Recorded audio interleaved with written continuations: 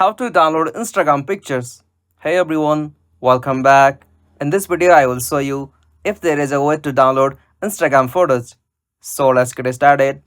First, as I want to inform you that there is no any such official method like you can get a download option like as on Facebook. Simply, you can use the alternative method. For that, open the Instagram app.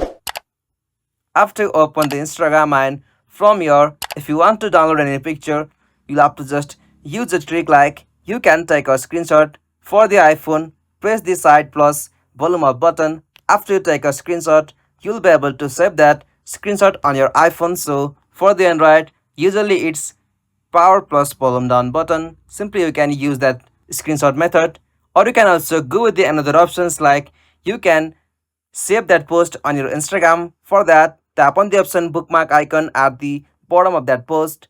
After you tap on that, you'll be able to save that post on your private, and from there you can easily find that post from your Instagram account. And that's it. These are the methods you can try to save the picture from Instagram. If this video was helpful, please don't forget to give a like and subscribe for more videos like this. Thanks for watching.